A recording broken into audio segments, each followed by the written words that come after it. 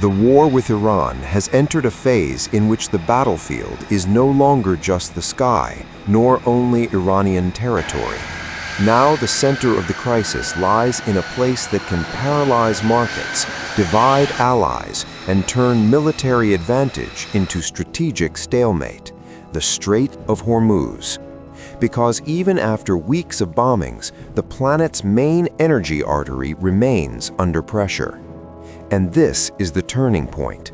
The United States and Israel have managed to impose enormous military pressure on Iran, but they still haven't normalized the flow through which about 1/5 of the world's oil and liquefied natural gas usually passes.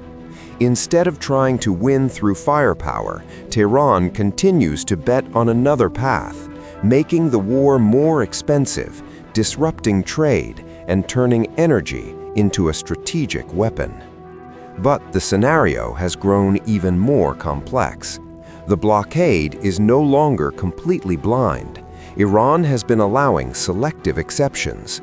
Reuters reported the passage of Indian ships carrying gas, negotiations involving India, and signs that Chinese and Iranian vessels have also been able to cross the region. Most strikingly, Washington has said it is, for now, okay with part of this flow resuming, as long as the global market remains supplied. In other words, Hormuz remains both a tool of pressure and a political bargaining chip. This shows that the war has entered a much more dangerous kind of stalemate. It's not a stalemate of lacking force, it's a stalemate of cost. Militarily, the United States still holds superiority, but strategically, Iran continues to strike where it hurts most: oil, freight, maritime insurance, and the fear of global inflation. And as long as this cost keeps rising, the war continues to have effects far beyond the front lines. That's exactly why Trump began demanding external help to reopen the strait. But then a second crisis emerged: the crisis among allies. Reuters reported that several U.S. partners rejected or postponed sending ships for this mission. Germany, Spain, and Italy said they have no immediate plans to participate.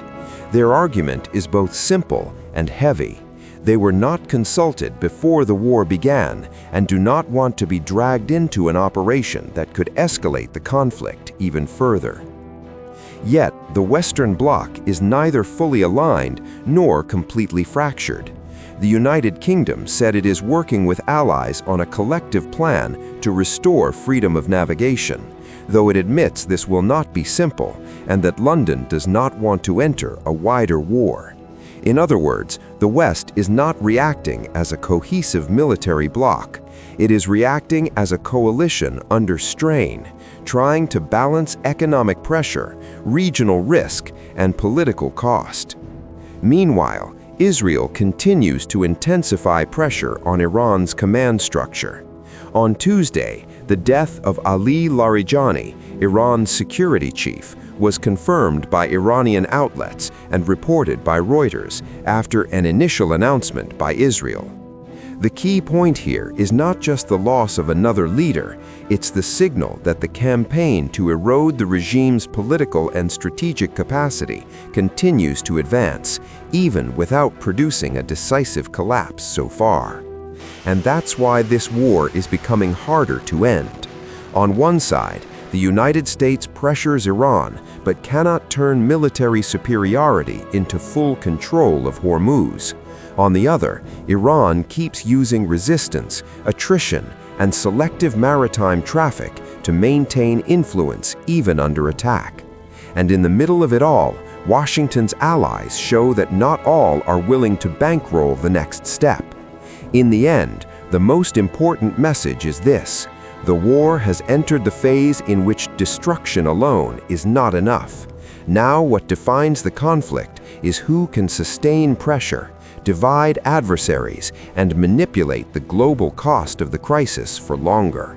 And today, whether one likes the outcome or not, Iran is still managing to do exactly that. If you want to follow the next moves of this war with direct analysis, strategic context, and no fluff, subscribe now to the channel. Because here at War Scenario, you follow the conflicts that move the world.